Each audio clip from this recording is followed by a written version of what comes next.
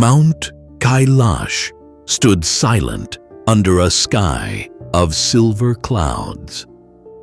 Inside her chamber, Parvati sat alone. Her heart was full, and yet empty.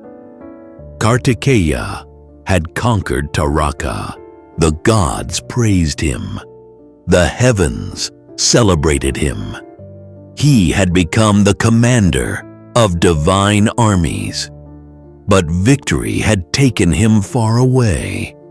The drums of war echoed across distant worlds, and Parvati's arms felt light without her son in them. Motherhood had awakened inside her like a rising tide. Now that tide had nowhere to flow. The universe had claimed her child, and in that quiet loneliness, a thought appeared within her heart. Not loud, not forced, just gentle. A second son. Parvati closed her eyes.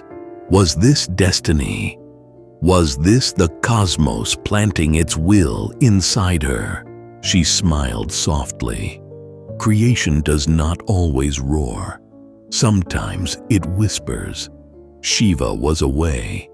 The great yogi wandered in meditation, untouched by worldly desires. After Kartikeya, he had shown no longing for another child.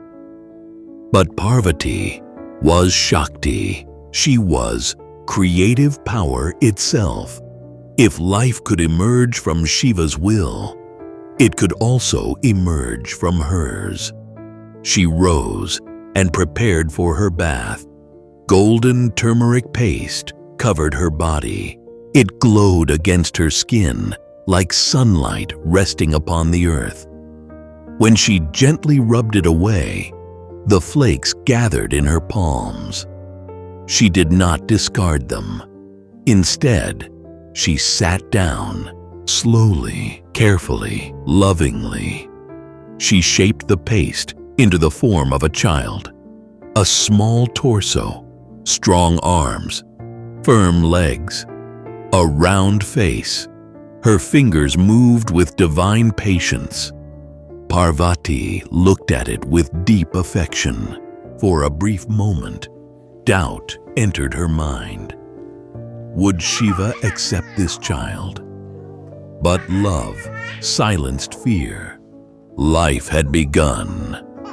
The child stood before her, innocent, strong, radiant, with the energy of his mother. Parvati's heart overflowed with love. She named him Ganesha, Lord of the Ganas. Then she placed a staff in his hand and gave him a simple task: guard the entrance while she bathed. Duty was his first gift. Obedience was his first lesson. As Parvati stepped inside, destiny stepped toward Kailash. Shiva had returned. The mountains bowed to him. But at the entrance of Parvati's chamber stood a boy who did not move. He did not know fear. He knew only his mother's command. As Shiva approached, he was stopped by the child, standing firmly in the doorway. Ganesha told Shiva that his mother was taking a bath and had instructed him to prevent anyone from entering. Shiva, known as Mahakal, asserted his dominance, claiming that nothing in the universe was beyond his authority. Yet Ganesha stood his ground, reminding Shiva that he was obeying his mother's wishes.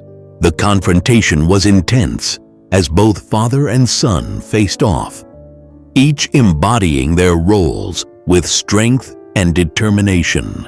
In that pivotal moment, the air was thick with tension, highlighting the sacred bond of family and duty that would resonate throughout the ages in their divine world. The Ganas tried to explain. Narada intervened. The sages spoke of cosmic order. Even the gods attempted persuasion. Nothing changed. Ganesha stood firm. The entire universe trembled before Mahadeva. But this boy did not. Then, with the swiftness of cosmic law, Shiva released his trident. It flashed like lightning, and Ganesha's head fell. Silence swallowed Kailash. When Parvati stepped out and saw her son lifeless on the ground, something ancient awakened within her. She was no longer just a grieving mother. She was Adi Shakti. She was primal force. Her sorrow turned into fury. The sky darkened. Oceans trembled. Mountains cracked. From her blazing form emerged fierce energies, 64 yoginis, ready to unmake creation itself. The universe stood on the edge of dissolution. For when the mother withdraws her love, existence collapses. Shiva understood. This was no ordinary loss. This was the wound of creation itself. Kashyapa revealed the old curse that had led to this moment. Fate had completed its circle, but Parvati's grief demanded restoration. Life had to return. Shiva turned his gaze to his Ganas and spoke of a solution. He instructed them to find the head of the first willing animal they encountered in the northern direction, the direction of wisdom. This, he believed, would bring Ganesha back to life. Vishnu agreed, declaring that it would be done. He recalled the curse of Kashyapa, believing that the boon granted to Gajasura would now come to fruition. Brahma remembered Gajasura as the elephant in whose belly Mahadeva had once taken refuge.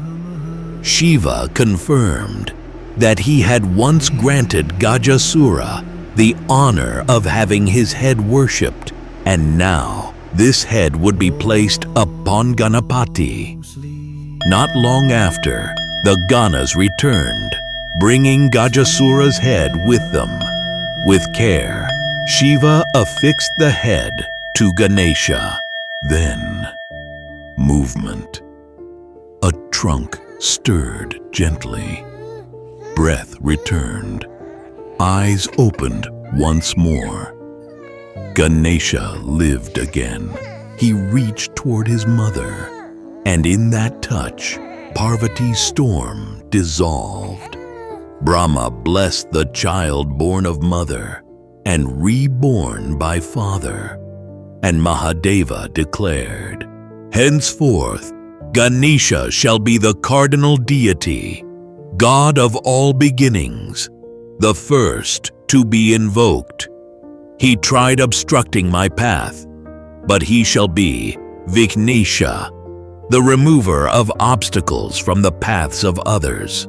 He shall be Gajanana, the elephant-faced, and he will be Vinayaka, the leader supreme." From that day onward, no prayer begins without him.